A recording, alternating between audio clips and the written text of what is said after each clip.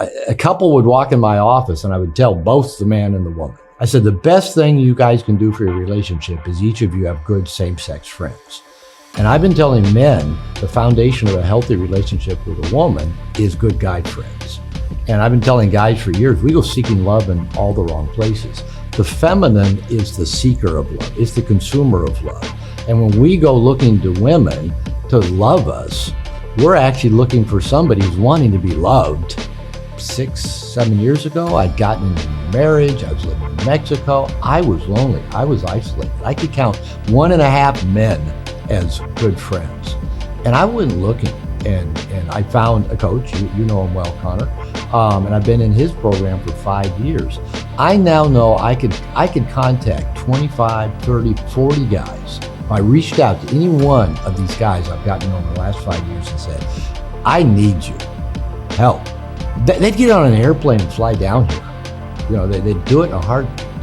And my life in every way has changed since I built that foundation of good men. My marriage has improved dramatically, my finances, my work, my health.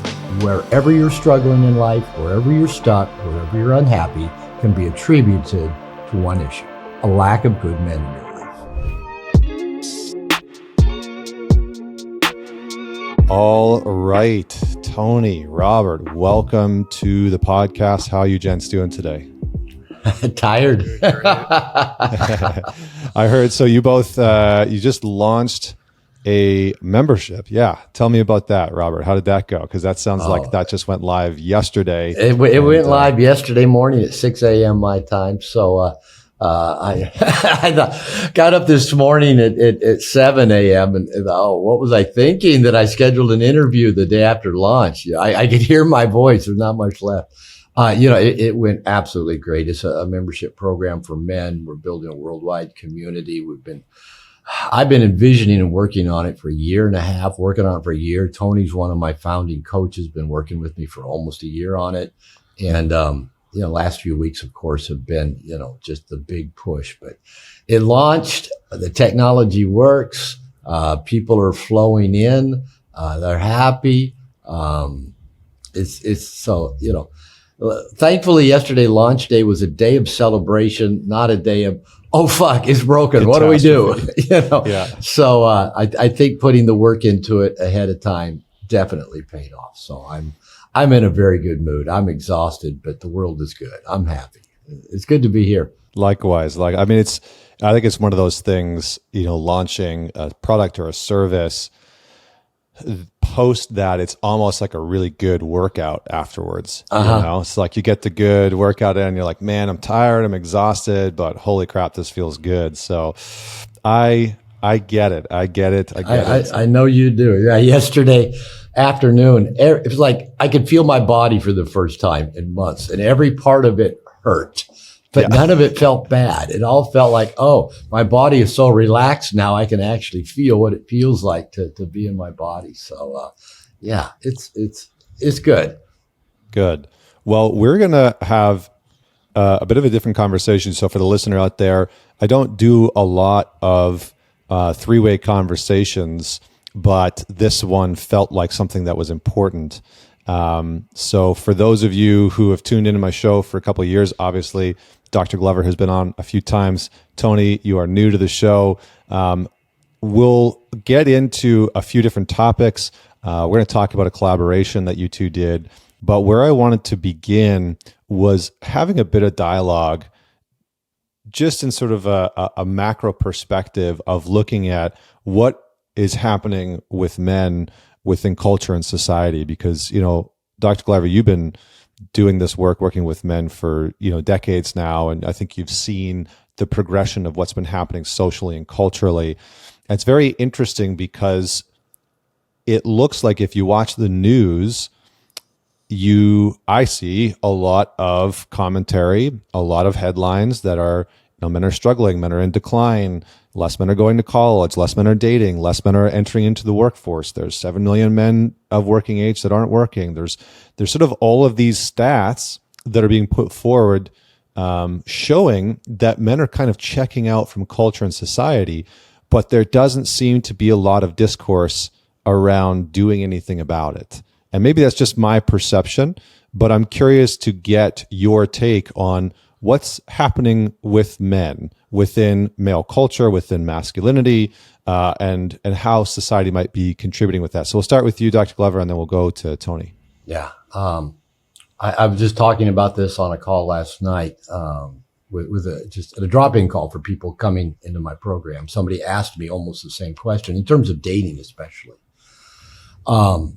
So I'll try to keep it brief. I could go on for a while. Yeah, I've been working with men for 30 years, and since my first book, No More Mr. Nice Guy, came out 20 years ago, that's been my focus.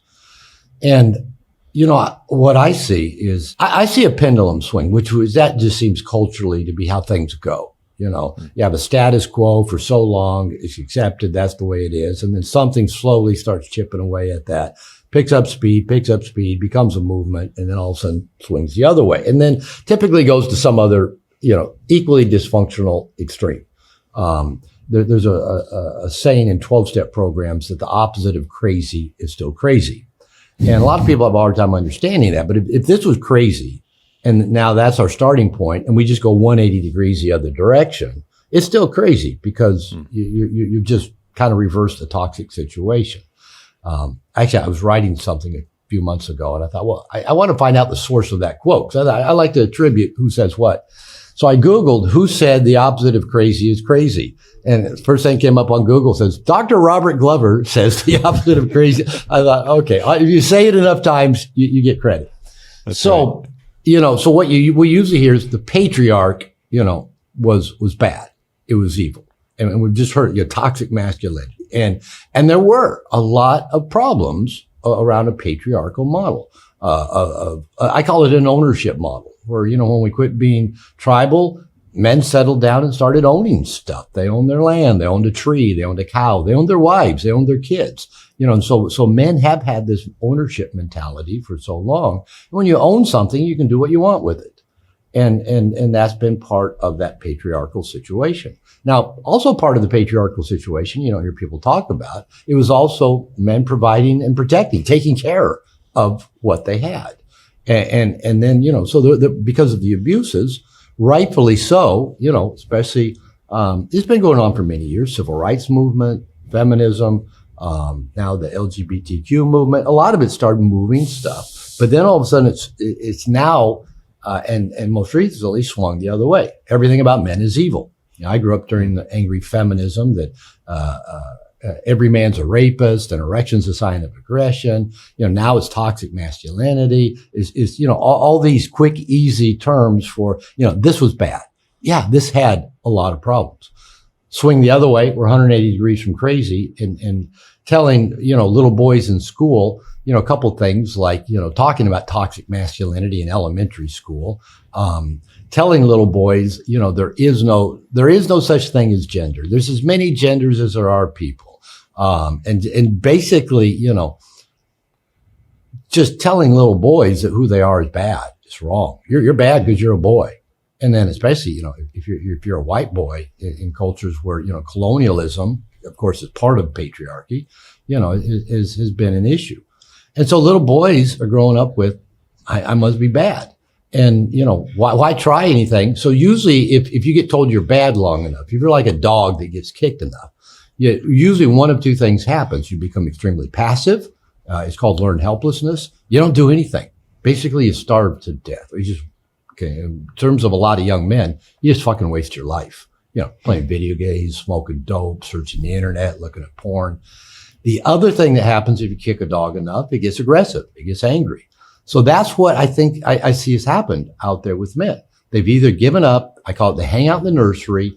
They don't really challenge themselves, and or they get aggressive. And so, that's not a good place. For me, the good news that I see is that this is being talked about now. The media actually is talking about the plight of men. Now, it may just be a trendy story in the media, because that's what the media does. They follow trends. But we are waking up that there's problems. Hopefully, the educational system will begin addressing it. Modern educational system has never served boys well. When my stepson was 12, he was 6 foot tall. And so my son was too. Both my boys were. And I remember we went to the school because they were sticking him in, those little chairs with the little desk attached to them? Tony, you probably can relate to this. You're tall. He couldn't sit in the fucking desk. And we went to the school. We said, can you give him a seat he can actually sit in and be comfortable? No, we don't have that. We can't accommodate it. Just a chair. So if we can't even accommodate boys with a chair, that's a problem. And boys don't learn well typically by sitting down, listening to a woman teacher lecture them and write stuff on a blackboard. Boys learn experientially. They have to be up. They have to be moving. They have to be parts of teams. The educational system is geared towards helping girls learn. Now, again, all the while they're telling us, there is no gender. There is no boy. There is no girl. It's just fluid. It's a social construct. I heard that in grad school back in the 80s from my feminist teachers. But it's funny, they still call their movement feminism, even though there is no masculine, feminine. There is. We're different. We learn differently. So I think we have to begin early with boys, creating environments where it's positive to be male, and we create an environment where they feel like they can connect, belong, be challenged, use their unique way of engaging with the world to help them learn. And of course, we need more male presence. Now, the one other thing I'll say that I think means we're swinging in a better direction is we're having these conversations. And it's not just, we're victims, we're being done to. They're conversations about what can we do. And I think with the power of the internet and the power of good men around the world, which I see, good men are leading good efforts to help men of all ages. And men are responding to it. Like I said, I launched this membership program for men because I've seen you've had a membership program for men for years. I saw that men need tribe. We got to be a member of something. And then within that tribe, we need some structure. We need some culture. We need some help. We need mentoring. We need direction. We need that as men. And the good news is this kind of thing is blossoming. Again, thanks to the internet, thanks to the power of good men getting good mentoring and good coaching themselves. So I actually see us moving in a good direction where men are starting to show up in powerful, conscious, open-hearted, loving ways and beginning to set a new tone, a new direction for men as we move forward. Not this extreme of the ownership, patriarchal, I can be a controlling asshole and that's okay. And not the wussy doormat over at this extreme that, everything I do is wrong. Male guilt, white guilt, whatever. I was born bad just because somebody's told me that. So I think we're finding a healthy place where men can show up, make a significant difference in the world, relationship. And what I've been saying for a while, I have empathy for women. The main two categories of men they've had to choose for, if they do indeed want a man, is, the asshole jerk over here and the wussy doormat over here. The asshole jerk may seem fierce and, powerful, but he's not. He's actually a weak little boy as well, trying to control. But they've either had to, pick the controlling man or pick the wussy doormat. Now they got to be mommy to their little boy of a man and take control and do everything and be in charge. If I was a woman, I don't want either of that. I think we're changing the world. I'll just tell one quick little story. And then like I said, you can get me going on this subject. I said, years ago after No More Mr. Nice Guy came out, I've got a 16-year-old granddaughter and I got to go camping with her and my son, just a couple weeks ago. And every year on her birthday, I go visit her and spend time with her. And since she was a little girl, she's been bright and just powerful. At 3, I said she understood metaphor, allegory, reverse psychology, and my dad's the primary custodial parent. So my son is, and so my granddaughter is growing up with a strong man, former Marine. He was in Iraq. He's got a master's in wildlife ecology. He loves being outdoors. She does too. She loves snakes. She was fishing the whole time. And she's just a strong young woman. She'll be 17 this fall. She's smart, top of her class. And I've always said, she's going to need a strong man to match her. And I've always thought, if my work is helping enough young men grow up to be strong enough to be a potential partner to my granddaughter, I thought I've done my job. And the quick part of the story is I went to visit her last October on her 16th birthday, and we were having lunch, and she said, "Oh, Grandpa, the boy that's taken me to the homecoming dance, his parents are reading your book." And I just thought, I've done my work. If the mom and dad of the boys that are taking my granddaughter out are acquainted with No More Mr. Nice Guy, I thought, okay, I can die complete. I've done my work, but I'm not ready to die yet. So there's more work that gets to be done. Yeah. So I'm optimistic. I see good things happening. There's lots of things that are problematic that need to be addressed. This doesn't work. This doesn't work. But I do think we're finding things that do work. Yeah, I appreciate what you're articulating, because it's, one, I think there's a lot of complexity in what's happening in the conversation around men, and it's, there's a bit of a landmine field that you can traverse, right? You use words like patriarchy, and I think that can evoke all kinds of stuff for folks, and the conversation around it can break down very, very quickly, and so.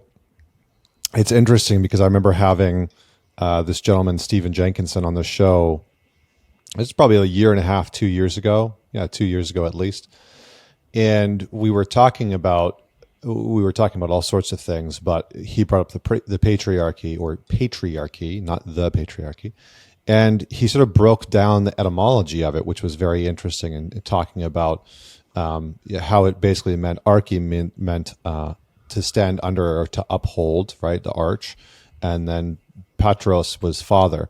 And so the original meaning is to uphold the father, just like matriarchy is to uphold the mother, in that culturally and socially, the elements that are disintegrating within our society are this notion of upholding both parents, that both parents have a role and a responsibility and a value and are somewhat essential ingredients for a child's development. Now, of course, there's exceptions to that, right? There's single parent households because of all sorts of circumstances. And that doesn't mean that single parent households or, non-heterosexual households can't raise good kids. I'm not saying any of that. But what I am saying is that there's become this notion that we have sort of like thrown the baby out with the bathwater. Yeah. In terms of men and masculinity and the usefulness and the use case and the importance of men and masculinity. And so I really appreciate what you said. Tony, I would love to hear your thoughts in terms of what you see happening with men, and then we'll talk about dating and we'll see where that takes us. Yeah. I see a few things just, on an individual level, as working with men in a one-on-one capacity, and then I have a group program, and I do see some patterns, some common grievances that I've had myself, and just regarding the toxic masculinity narrative. I mean, I do see some of that, but I tend to think that that's coming from a very loud minority on the far end of the spectrum.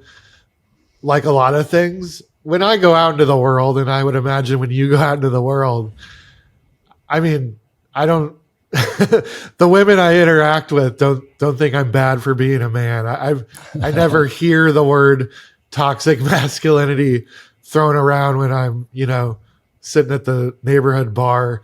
Most women, I don't think feel that way.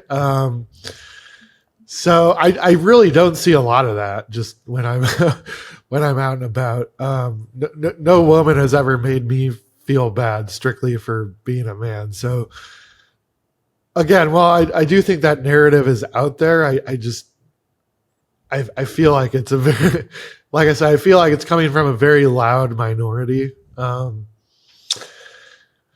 Which I guess that's a good thing, right? I mean, I don't think it's a universally thought of, or I don't think it's universally believed. Yeah, But it's getting thrown around online quite a bit, right? And any sort of behavior that is deemed unsavory is oftentimes that's where the moniker, that's where the label's getting thrown. You said there's grievances amongst the men that you've worked with. What are some of the things that you're seeing guys struggling with? Yeah, Here's a couple of things I see frequently. And again, I've struggled with these things myself. The first thing I see a lot of is, and I would attribute a lot of these problems to the internet and to social media. And Dr. Glover made a good point, which is because of the internet and social media, there's a lot of good things happening. Men now have places to go to, find community and seek out other men. On the other hand, I see on social media a lot of influencer types perpetuating sort of this message that in order to be successful, in order to get the girl, in order to get the promotion, in order to live an awesome life, you have to be an alpha male. I hear that phrase thrown around a lot. And I think most of us have this sort of stereotypical image in our minds of what an alpha male is. And the reality is most of us are not going to be that guy. My point is, I don't think you need to become a quote unquote alpha male, which really isn't even a thing. I think it's just like a debunked theory from wildlife biology. I don't think you need to become this stereotypical image of an alpha male to, again, be successful, get the girl, get the promotion, live an awesome life. My point is that a lot of guys think that if they aren't or cannot become an alpha male, that means they're just a sad sack beta male loser piece of shit. And so they feel worse about themselves. And so I try to tell guys, no, there's another alternative. There's another way. There's a happier medium. There's another solution. And that's becoming an integrated man, which is what Dr. Glover talks about in No More Mr. Nice Guy. So that's one of the issues I see. Men just feel worse about themselves because the messages they're getting on social media. The other big problem I see, put really simply, is men are lonely. And I don't just mean they can't get a girlfriend or they don't have active dating lives. I mean, they don't have any male friends. Mm-hmm. And they don't know how to go out and meet male friends. Most of my clients, one-on-one, most of the guys who are in my group, that's one of their most common grievances is, I don't have any good male friends and I don't know how to go meet them or where to meet them. Which we kind of overcomplicate that, like we do in the way we meet with the same way we do when we struggle to meet women. It's not as hard as I think we make it out to be, but nonetheless, men are lonely. And I've gone through periods of my life where I've been lonely, and I see article after article after article, as I'm sure you do, about men are lonely and loneliness is a silent epidemic. And this startling percentage of men out there, don't even have one close friend that they could call in a time of need. And I have found that to be pretty true. I have found that most men are lonely. And again, I would attribute a lot of that to the internet and social media and porn. I think a lot of guys, a lot of people in general, turn on the TV or turn on the computer and get immersed into a screen rather than going out into the world and interacting with other humans in real life. So I see that a lot. I think, can I jump in on that one? Because I think of course. I think it's, I spoke to a group of women last night, and I said, I think one of the things that most women maybe struggle to understand about the male experience is how lonely and isolating it actually is.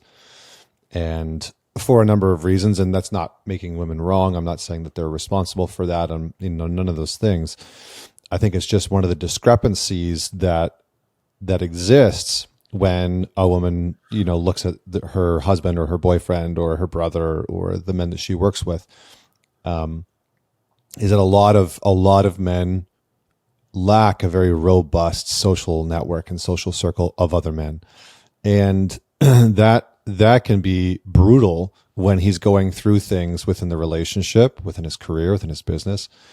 And it seems to be getting worse. I recently talked about how AI is going to change the porn industry, and I think that the oh goody the target, I think the target of that is going to be men, right? Is like, if you're somebody who is afraid to go out and approach women, if you're somebody who has done that and been rejected a ton, if you're somebody who is just tired of the dating industry and tired of, how things are going, you're going to be able to, instead of going on to OnlyFans and, paying for, content, photos, videos, you're going to be able to go on to a site like OnlyFans or go on to OnlyFans and what not only that? get that type of content, but you're going to be able to get an interaction with a virtual girlfriend.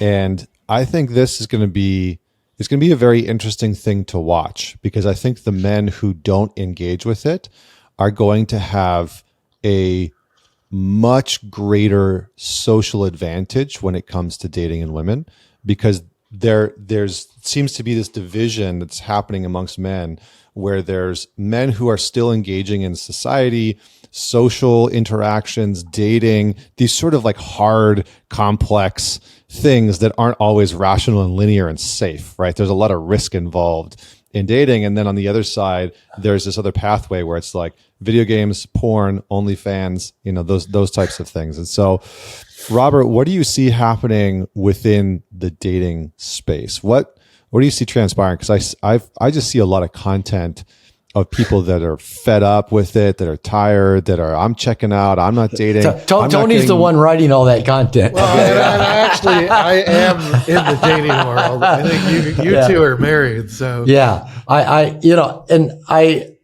got divorced in my late 40s after 25 years of marriage, and entered the dating world, and I think I learned to navigate it pretty well enough that my guys said, Robert, tell us what you're doing. And I've written 2 books about it, on dating. And I approach all things in life, relationship, dating. I'd say, I guess I'm kind of a relationship oriented person because my doctorate's in marriage and family therapy.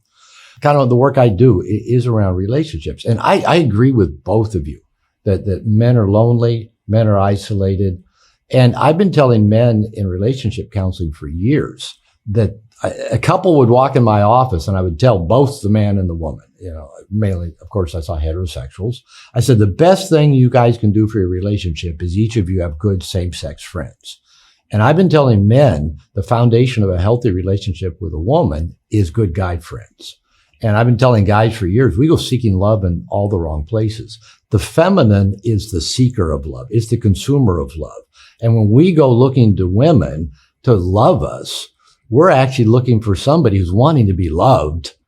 And now we're wanting them to come play that masculine role of basically loving us. And I've been saying that I think the masculine is the source of love, because masculine has intention and action. And according to Scott Peck, that's the definition of love.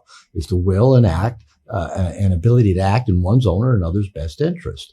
So I know personally, 6-7 years ago, I'd gotten into a new marriage. I was living in Mexico. I was lonely. I was isolated. I could count 1.5 men as good friends. And I went looking, and I found a coach. You know him well, Connor. And I've been in his program for 5 years. I now know I could contact 25, 30, 40 guys. If I reached out to any one of these guys I've gotten to know over the last 5 years and said, I need you. Help. They'd get on an airplane and fly down here. They'd do it in a heartbeat. And my life in every way has changed since I built that foundation of good men. My marriage has improved dramatically, my finances, my work, my health, everything in life. And that's one of the reasons I started, a membership program for men. I knew men were lonely. On the landing page, part of the pitch is, all those things that men seem to be doing now that don't make them happy, surfing the internet, watching TV, eating, just everything we do, and there's a big line that says, I would venture a guess that wherever you're struggling in life, wherever you're stuck, wherever you're unhappy, can be attributed to one issue: a lack of good men in your life. And so that's where I start with men, is helping them learn how to connect with men. Like when I was dating, and I took salsa lessons. I'd go to salsa classes. Well, of course, you're going to meet 25, 30 women in a salsa class. You keep rotating around a circle and you keep meeting different women. I always used to say, salsa is great. Where else can you go? You can introduce yourself to a woman, touch her immediately, and she likes it. So, that's not a bad gig. But I would go early and stay late at classes and talk to the men. While you're sitting putting on your shoes, I'd talk to the guys. Afterwards, I'd talk to the guys, because you automatically meet the women. But I wanted to meet the guys. And through meeting a lot of men while I was dating, it opened the door and window for meeting, actually connecting with a lot of women. And the main piece of that was I wasn't insecure or lonely or chasing women so that they could validate me or make me feel, okay, I'm not a loser because I'm sitting home alone by myself. So, I like this part of the conversation, whether we're talking about guys that are single, guys in relationship. If we have a strong connection with men, I'm convinced everything else works better. Everything else just works better. It levels us up, and it gives us that just that support system of being able to handle things that come. I've talked with Tony. Tony's written a blog article about this, about having a relationship posse, a dating posse, is having a group of people who know you as you go out in the dating world. And I tell guys in a relationship, you need this too. Don't go complaining to your wife or your girlfriend, or don't just keep it all in and become an echo chamber of resentment and frustration. Go have good guy friends you talk this stuff out with. And usually you'll hear them say, well, actually that's kind of normal. Or maybe you just need to say something, or maybe you just need to say no, or maybe it's usually pretty simple. But we need the guys in our life to help us do, whether it's the dating or do the relationship well. And as Tony says, he's in the dating world. So when you were talking, Connor, about they're going to program the guys to have a conversation, with women that are just, a chat bot. I thought, are they going to program them to ghost them too? To not call back, not respond to his text. Right.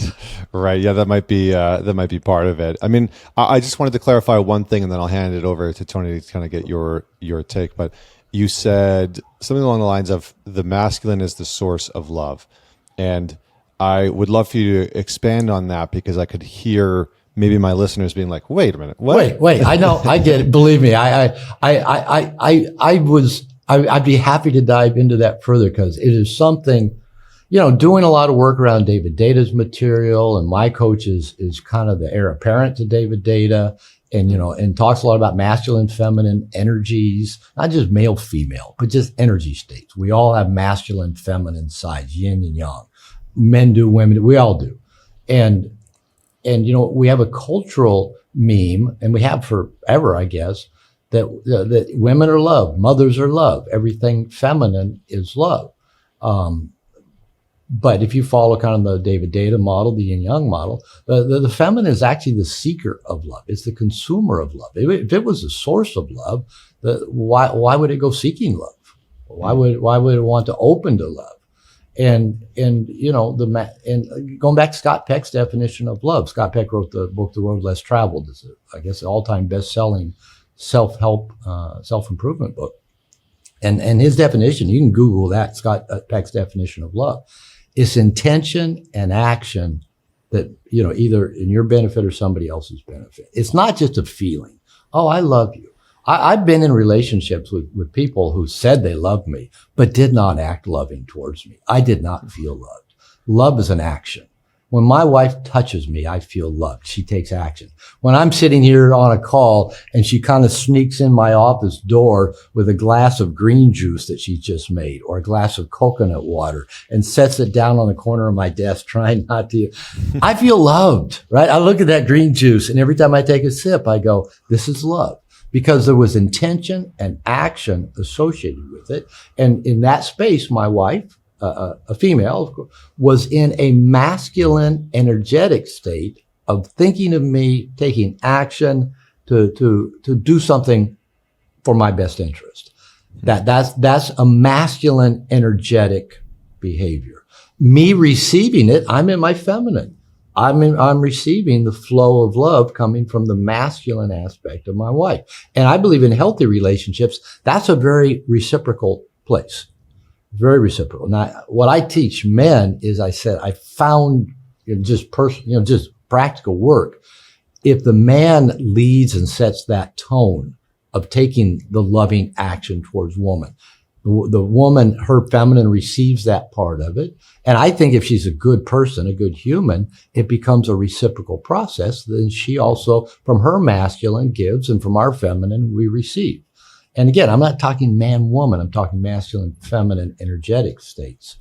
So if we men who, primarily see ourselves in a masculine, energetic role, go seeking love, I think we're going to feel frustrated. One of my coaches, a guy named Christopher Wallace, who's recently published a book that I love. It's one of my, two of the best self-help books I've read in the last year are Men's Work and the book by Christopher Wallace. There we go.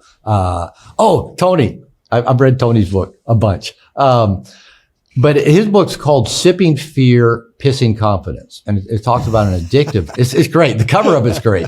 But he makes a comment in there, and I was listening to it while driving a few weeks ago. And he says, a man doesn't mature until he quits seeking the love of a woman. And I thought, that's profound, because if you think about it, that just makes us little boys. Mommy love me. Mommy love me. Mommy approve of me. Mommy like me. Mommy think I'm good. And women in general don't want that role with a man. So it's when we start connecting with our purpose and our passion and our tribe and other men that we have a fullness that we don't have to seek love really outside of ourselves. And we don't go seeking it from women. And now the woman can just be part of that reciprocal flow of energy, not her trying to fill some needy guy's empty space inside. So, all right. So there's a really short version of what I mean when I say the masculine, not men. The masculine part of people is the lover, the giver of love, the intention and the action. The feminine part of us is the big bucket. I say it's a big empty bucket with a hole in the bottom. We're the receiver of love. It flows out as quickly as it flows in. That's why love actually makes us feel insecure. When somebody's loving you, it actually creates a state of insecurity because they can take that away. It can stop at any time. So anyway, we could dive really deep into all of this. Yeah, and I think we probably will go a little deeper into some of that, because I think it's very relevant and important. And the notion of receiving, I've seen a lot of guys struggle with that, right? They want certain things. Yeah, me, that's me too, right? It's like, I want that connection, I want that love, I want that, whatever it is. And then when it arrives, it's like, oh shit, I don't know how to receive this. I don't know how to be in this state of allowing that love, that connection, that praise, that intimacy to actually show up for me. And I remember working with an individual years ago, and he had been in a relationship for a number of years. I think it was like 2.5 years, and he said, I really love intimacy, sexual intimacy with my partner, but for some reason, even though I want, a blowjob, and even though she wants to give me BJs, I can't receive them. He said, I lose my erection. I can't actually relax into it. I start to tense up. I get into my head. And it was this very interesting dynamic where he would move into this space of contracting, and all of his worthiness and insecurities would all come up. And it was the thing that he really wanted, but at the same time, that was the inflection point where a lot of his stuff would show up. And I think that's very common with men. So I appreciate what you're talking about, because I think this is something that, doesn't get discussed enough, and I think it's part of that isolation in some ways, because I think that oftentimes men have heard messages of self-sufficiency being the pinnacle of masculinity or maleness. And so the more self-sufficient you are, the less that you need in your relationships, the more quote unquote masculine you are, the more male you are. And I think that is complete bullshit. And I think that it's one of the most harmful things that all of us need to undo as men. And I think that's part of the barrier that a lot of men are facing. And so I'm going to hand it over to you, Tony. What do you see happening? You're in the dating world. It sounds like it's an interesting time and territory to traverse. But what do you see happening? What are men struggling with within dating and within relationships if they're in a relationship? What I actually hate to call myself even some sort of dating guru or dating coach. I help guys with what I try and help guys with is overcoming their self-limiting beliefs, looking at the world more abundantly, mastering the art of moving on, letting go of attachment to outcome. And I say that, and I say that I hate to call myself any sort of dating expert, because it's a fucking shit show out there, man. I'm not going to lie. I'm not going to sugarcoat it. It is frustrating. And that's just the reality of modern dating. And times have changed. And again, I attribute a lot of that to the internet and dating apps. So what I see, a lot of men struggle with, and again, I include myself in this when it comes to modern dating, is one, there's just terrible fucking behavior on both sides from men and women. We've actually had to invent new words to describe this new type of abhorrent behavior. You've got ghosting, roaching, cloaking, catfishing. What else? And these things are universally common. These things are universally common, and these experiences accumulate, and it gets to a point where, I think whether you're a man or a woman, how many times can you be ghosted or cloaked or catfished or, how much rude, I don't even know what some flaky, of those terms are. how much rude, flaky, terrible behavior can a man or a woman tolerate before they just want to say, fuck it, I've had enough with this dating shit, That's a reality. And those experiences are really common. And, again, they can accumulate to the point where it just causes a lot of negativity and resentment and frustration. And you don't want to be walking around the world or navigating the dating landscape with negativity and built up resentment. So again, that's a lot of what I work with guys on is, look, if you're going to dive into the modern dating world, you're going to have to accept that some of this stuff is going to happen to you. It's just a reality. I don't care who you are. I don't care how good looking you are. I don't care how rich you are. I don't care what your status is. You're going to experience this shit, and you're going to have to learn to deal with it and learn to accept it. And, see the silver lining in it as much as you can, because, if you do experience that kind of behavior, you have to be able to tell yourself, well, that's not the kind of person I would want as a partner anyway. Yeah. So again, I hate to sound negative, but it is a reality of modern dating. There's just some really terrible behavior going on. And I don't think that's a gender thing. I think that's a human thing. The good news is, this is an almost universal struggle amongst men, which is, I don't know how to approach women.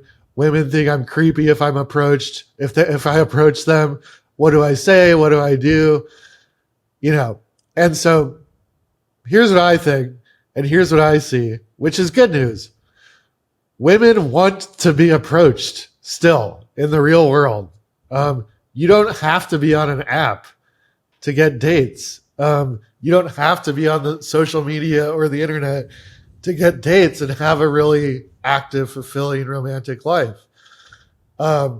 Women do want to be approached in the real world. And I would argue that a man who approaches a woman in the real world, in Walgreens or in Whole Foods or on the street or in a bar, and does so,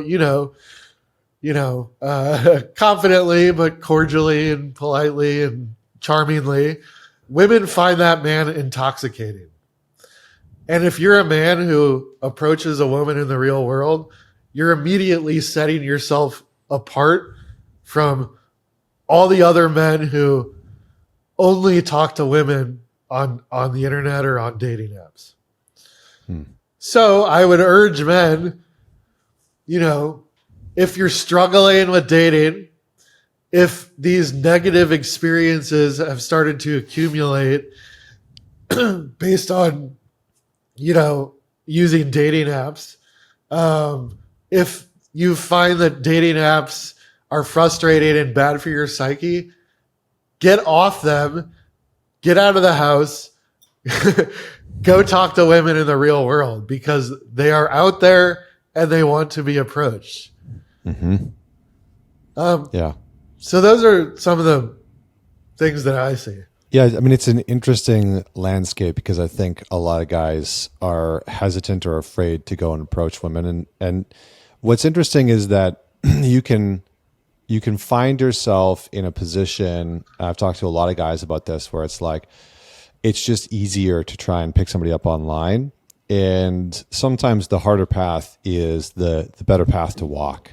Because you learn the social skills, you learn what it's like to just interact with that person in real time in real life. And maybe you don't have or feel like you have those skills, but that's the point, right? Like that's the whole point. It's like, it's like the people that are like, oh, I haven't been to the gym in a decade and I'm afraid to go back to the gym because I haven't been there and I don't know what to do. And it's like, well, yeah, that's the whole point, is that you're going to face some discomfort. You're going to face a good amount of insecurity, and you're not sure if you're doing the right thing or saying the right thing. Yeah. But that shouldn't be the deterrent.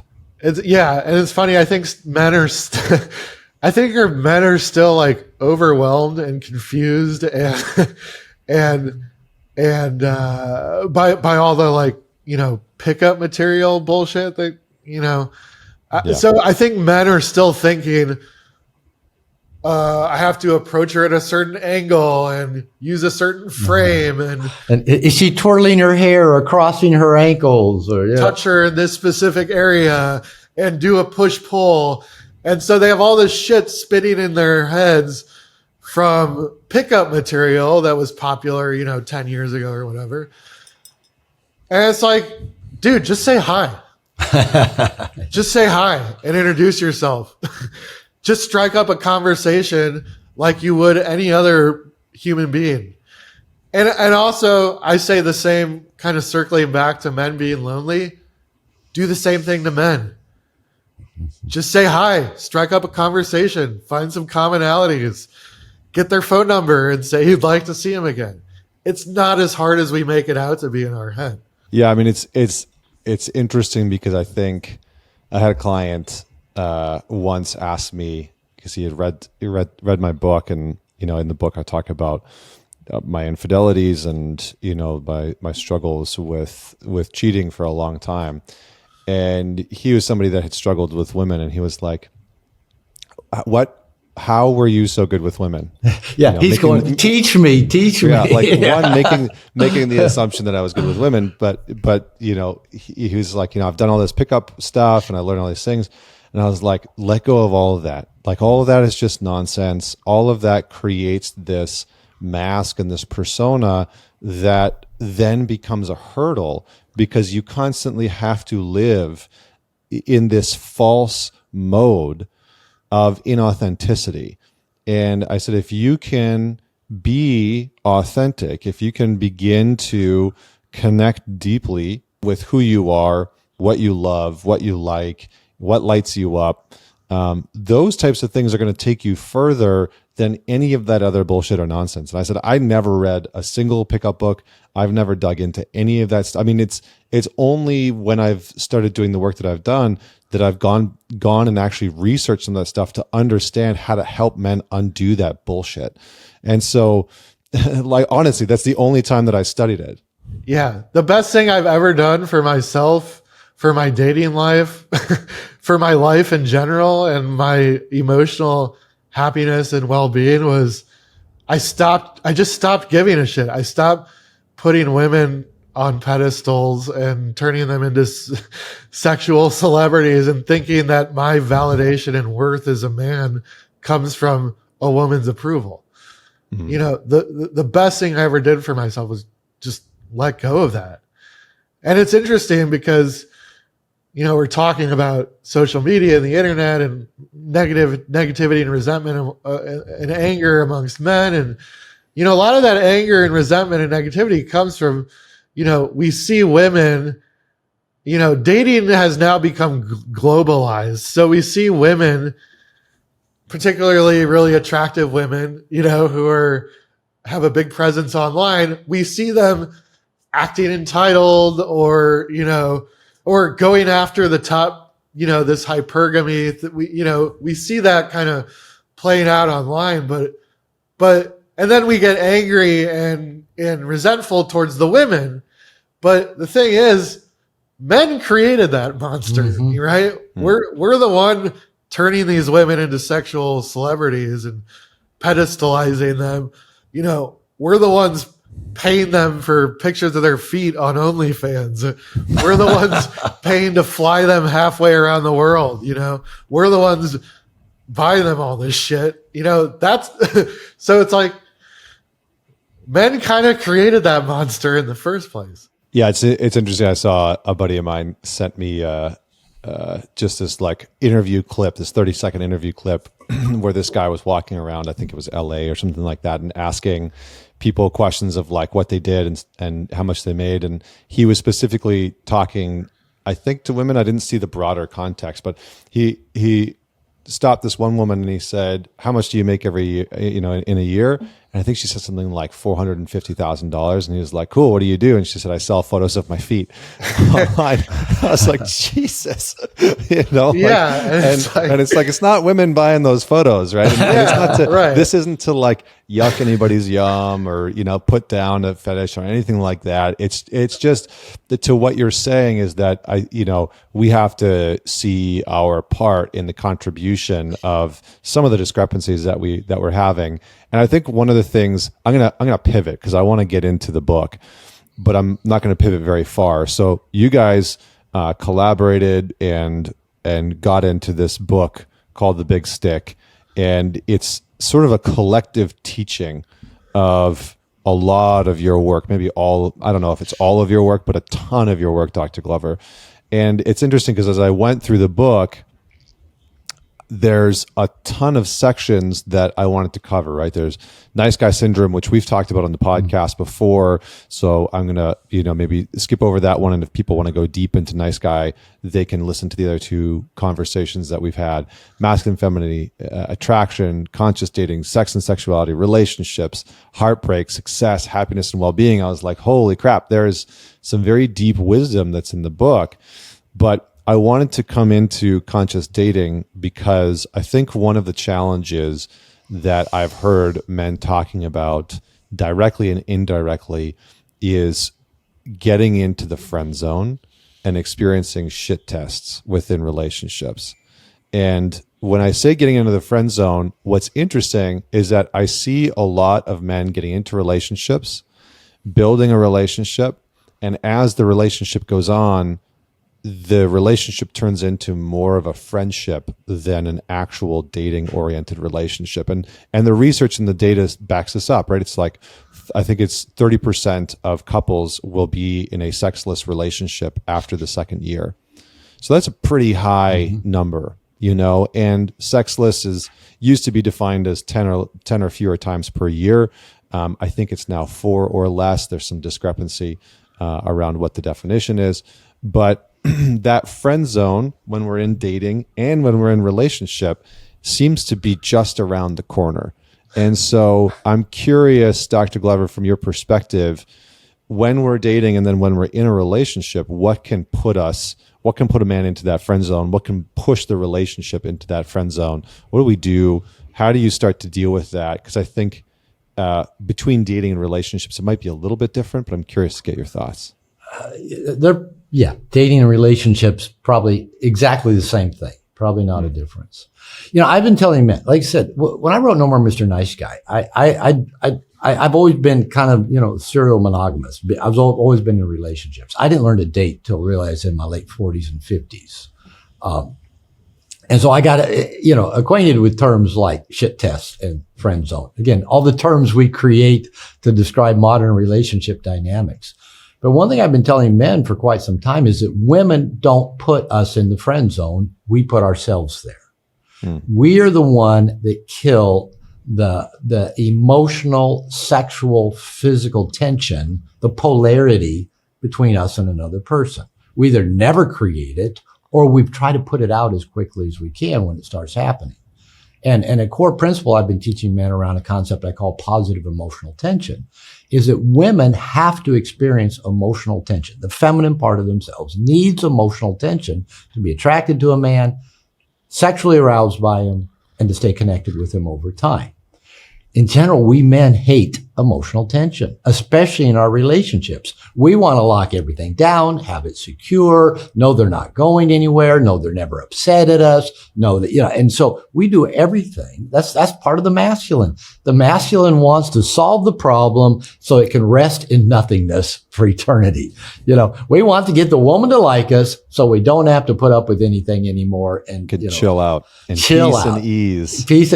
And you know, that doesn't exist in this life reality, right? That's somewhere else in some other cosmic reality. So because men go seeking women's approval typically, we want them to like us. We want them to think we're good people. We want them to think well enough of us to take their clothes off at some point. And what men often do is actually hide their sexual intention. You know, in the work you do, you talk about getting down into our shadow, getting down into what's down there. And what's down there is all sexually driven, right?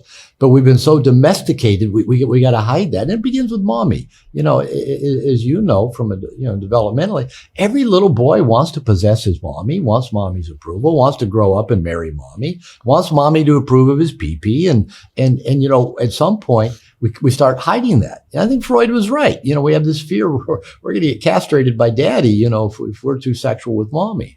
So we put the good women of the world, the mommies, into one category. You don't be sexual with them. The women you want to approve of you, hide your sexuality. And then we create another category of women. There's been a name for this forever. It's called Madonna whore, right? The Madonna is the good woman, the Virgin Mother Mary. That's the good woman. And the whore is any woman we direct our sexual energy towards. And you know, I don't want to use, you know, words have so much energy to them, but it's just an archetype, as you know. And for many men nowadays, that's the women in porn. It's the women, you know, that we follow on the internet. It's the women we have fantasies about. It's the massage parlors, the escorts, it's the prostitutes. We can direct our energy that direction. And so it tends to all go there. But the woman whom we want to approve of, the Madonna, the good woman, the woman who we want that woman to be our girlfriend.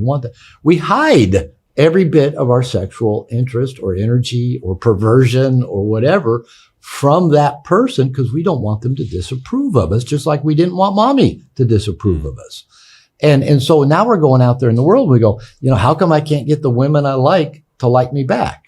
Well, part of it is we're hiding so much of ourselves, not just our sexual energy, but our needs, our wants, our neuroses, we hide everything because we don't want to be found out, because we don't want to be rejected by the very people we want to approve of us. I love what Tony said, and he put it just pretty bluntly.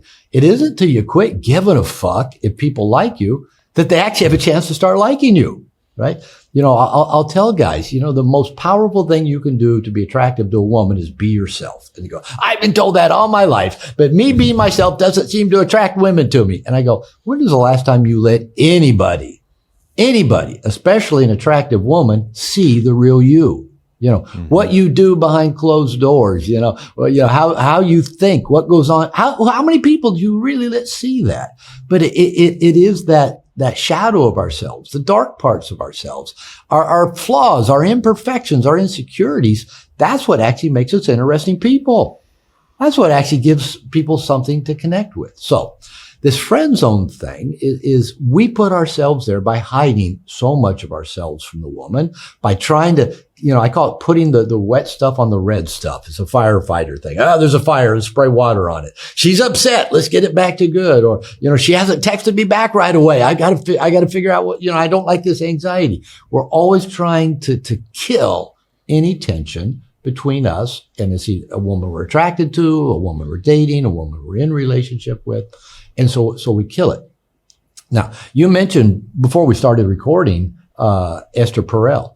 And, when I read Mating in Captivity, I thought, fuck, I wish I'd written that book. That is such an amazing book. And I may misrepresent it a little bit because I'm going to really break that. She basically says, the more intimacy you have, speaking in terms of just knowing and being known by another person, in some ways, the less sexual passion you'll have. And she says that the sexual passion kind of has to do with a little bit of insecurities of the energy, the edge. And she says, as we're being taught, go be best friends, with your partner. This go be best friends and tell them everything and let them know everything about you and let them see everything about you and be available to them 24/7 actually turns off that I want to fuck him. I want to fuck her. And I think she's right on with that. So I'd go back to guys, whether they're dating, whether they're in a relationship. Have good guy friends where you're not depending on a woman to be your everything, your buddy, your best friend, your buddy with breasts, is your emotional tampon, your therapist. Don't expect your woman to be all that. Have your therapist, have your coach, have your men's group, have your guys. Don't be so friggin' available. That is one of the things I see with so many men, whether it's dating or in relationship, is they're there. They're at the beck and call of the woman all the time, whether it's, I'm messaging them all the time, always around. And, I love being with my wife, but I love being with her more when I haven't been with her for a while. And I know as a woman, she wants more of that fused emotional state with me. But if I give her as much as she, just instinctually wants, it kills the emotional tension. We're too available. It's kind of like the Pink song. Go away and let me miss you. When you come back, I'll want to kiss you. That's actually a great song. If you want to learn how to create emotional tension, that song by Pink is really great. So, there's so many dynamics in this thing about why we end up in the friend zone. But I'll just say that again. Women don't put us there. We put ourselves there by trying to be their friends and get their approval and get us to like us and be there at their beck and call every time they might need us or want us or, for example, so many men I work with. Well, I hold space for her while she's doing her work. And I go, stop it. You're not her fucking therapist. I'm a therapist, but I don't hold space while my wife does her deep work. And I'm not a trauma therapist, so I'm surely not going to do her trauma work while she's projecting all of her daddy issues and abuse issues and abandonment issues onto me like I'm the asshole that caused them all. That is not at all productive to sit there and do that. Now, I do want to know what's going on in my wife's life. I want to know the depths of what she's experiencing. But there's a difference to being there all the time. In fact, I tell men, there's a direct inverse relationship between how much time a man spends listening to a woman talk about her problems and the likelihood that she's going to fuck him anytime soon. What happens is when we become a girlfriend with a penis, we sit and listen. Like, we're so deeply interested in, all of her stories about all of her drama and internal emotional tension. And, we're sitting listening going, we're thinking, how can I fix this? How can I get her to quit talking? How can I get her to quit being upset so we can have sex? All we're actually doing is killing any ability she has to be sexually attracted to us. So anyway, I'm throwing a whole bunch of different stuff out there, but because it isn't just one thing. But yeah, it's usually bottom line is I want her to approve of me and like me. So I'll do everything I think she really wants so she'll approve of me and like me and hide the rest. I think just to comment on that last piece, just so that people, there's clarity there. You're not saying don't ever listen. Don't ever. I know we're talking to men. We have to clarify everything. I'm a good, Tony knows me pretty well. Actually, I'm kind of a crappy listener. I'm a professional listener, but I'm not really that good at it. Once I understand what the person is saying, okay, I get it. Let's move on. No, I want to tell you more about it. I don't really need to hear more about it. So no, I'm not talking about don't listen. And for example, I was the guy, I in therapy early on, 30 years ago, I told a woman therapist, my wife just talks all the time and it's the same thing all the time. It's the same story. And I said, I'm just bored. And she goes, well, you don't have to listen. I go, yes, you do. It's carved in stone. If a woman wants to talk, you have to listen till they're done talking. I know my mother taught me that. I was, her little helper. I was the listener. And this woman therapist said, no, you don't. If you're not interested, if you're not available, you can tell her, I'm not interested. I'm not available. I go, that's going to go over well. And I go, you don't know my wife. This is my second wife. She goes, but it's more authentic. If you're not interested, it's more authentic to not pretend to listen. Oh my. So first time I tried it, this is really early in my quote, nice guy recovery. I thought, okay, I'm going to try it. I kind of weaseled out a little bit of it, but my wife started talking about the same old thing again. And I just said, hey, I got to tell you, I'm tired. I don't have a lot of bandwidth. I didn't come out and just say, this shit is boring to me. And I've already heard it 10,000 times. I just said, I don't have enough bandwidth. And she goes, okay. I thought, okay, what's going to happen now? And, about 45 minutes later, she came back and said, thank you for telling me you weren't available to listen. I went and called a girlfriend and it all worked out. And I'm sitting there thinking, why the fuck didn't somebody tell me this years ago? So I want to know what is in the depths of my woman's heart and soul and what's going on with her. But I'm not her therapist and I'm not her girlfriend. I'm her man. So a woman taught me years ago, say to the woman, I'm a guy, right? You want me to be your guy, right? You want me to be your man? Yeah. Okay. I'm a man. Give me the guy version. I want to know what's going on, but give me the guy version. And I've never had any woman in my life ask me for a definition. They know what that means, actually. They go, oh, Jessica was being a real bitch at work today and it pissed me off.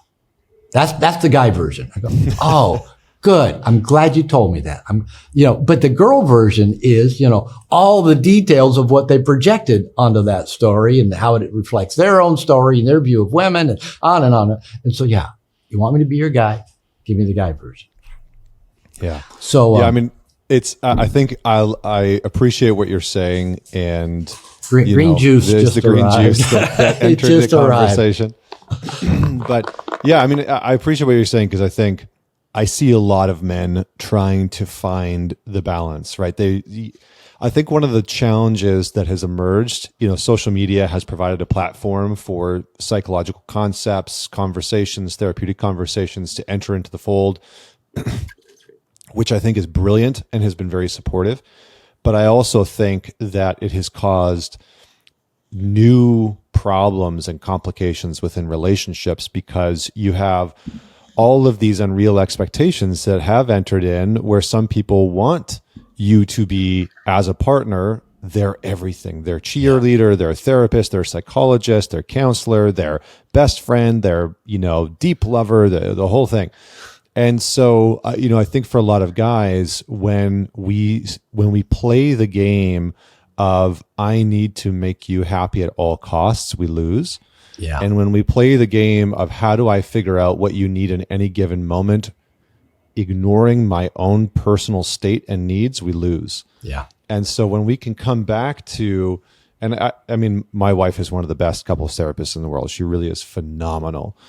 And I've seen what you're saying to be true time and time again, where if I don't have space and I try and listen to her, I don't have capacity or bandwidth, and I try and like be the present for her with a challenge, something with family or business, it never goes well, because I inevitably shift into trying to fix it, trying to solve it, trying to tell her what to do, and I miss the mark.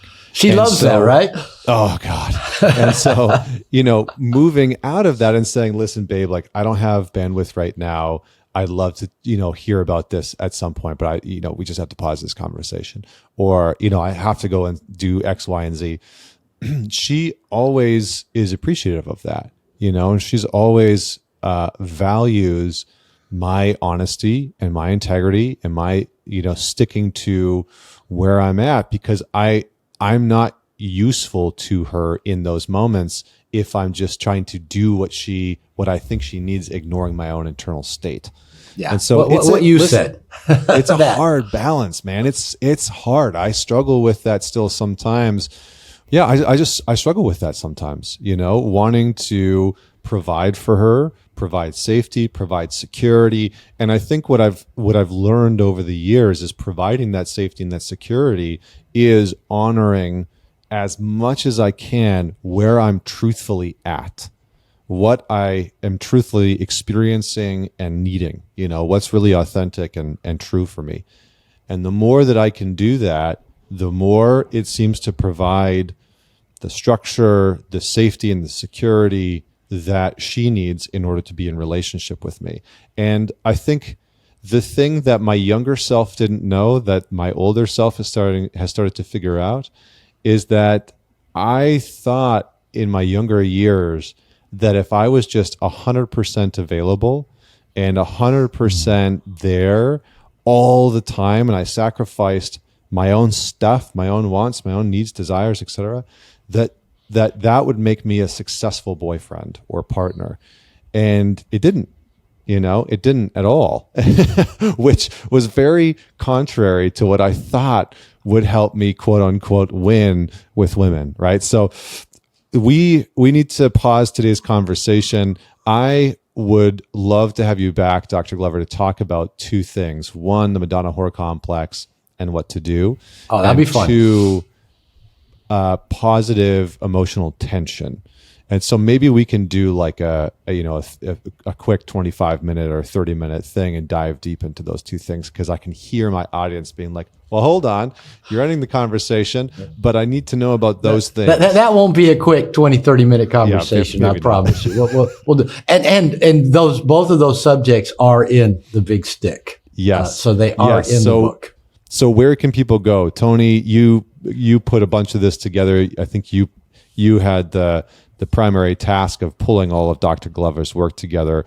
Where can people go and find the book, and what can they expect? Yeah, it's called The Big Stick. It is the encyclopedia of Dr. Glover. It encapsulates, about 40 years of his teachings and wisdom. And yeah, I mean, it's all of his work. I mean, Dr. Glover gave me basically a Dropbox folder with everything he's ever done, thousands of hours of content I had to sift through. It is written in my voice. I had to sit. Yeah, it is written in my voice though, so there's biological elements about Dr. Glover, but I weave in my own anecdotes and experiences. And it's like I think Tony meant to say biographical parts, not biological parts about me. Did I say biological or biographical? Yes. Yeah, it's biographical, it's autobiographical, but mostly it's a collection of all of Dr. Glover's wisdom. To answer your question, though, it's called The Big Stick. It's available on Amazon. I do want to say, though, there is a website I built specifically for the book, bigstickbook.com. And if you go there, you can buy the book, but you can also get a whole bunch of supplemental downloads. There's a whole like supplemental workbook you can get. There's discount codes to join, courses and programs, my courses, Dr. Glover's book. So there's just a lot of stuff on bigstickbook.com that's supplemental to the book. So Awesome. that might be a good place to just go start. But yeah. Yeah, and we'll have the links. TonyEndelman.com. All my stuff's on my personal website. Awesome. Yeah, we'll have the links to all of that in the show notes so that people can go and check it all out and check out the book. It's really robust. There are a lot of principles in there. There's a lot of golden nuggets. It is condensed, but it is really, really potent. It's a hefty book, and it was a all said and done a 3-year process. Took me about 2 years to write, and then another year of Dr. Glover and I collaborating and massaging it and adding in, biographical and biological information. And biological information, yeah. I'm really proud of it, and so far the feedback's been amazing. So, and I appreciate so far you it's got endorsing solid it. 5 stars on Amazon. So it's Awesome. We'll check it out, and I'll make sure to share it, and we'll have it in the show notes. And I look forward to having you guys back for future conversations. This is wonderful. Thank you for all your work. Thanks, Tony, for putting Dr. Glover's Encyclopedia of Wisdom together, because having spoken to him over the years and having worked with so many men, I know the impact that his work has had. And so it's really cool to have a like one-stop shop for all of his wisdom in the last 30, 40 years. Well, I am one of those men, he There you go. changed my life or gave me the tools to change my own life, or whatever you want to say. But I am, eternally grateful to Dr. Glover. So I was ecstatic that, he asked me to write this book. And, like I said, I'm really proud of it. And I think every man would benefit from having it on his nightstand. Absolutely. Absolutely. All right, gentlemen. Thank you so much for joining me. For everybody that's out there, do not forget, man it forward. If there's somebody that that would enjoy this conversation, that should listen to it, man it forward, share it with them. That is how this show has grown over the last 7 years. It is because of you. It's because of the word of mouth. It's because of your sharing. So thank you so much for tuning in. And until next week, this is Connor Beaton signing off.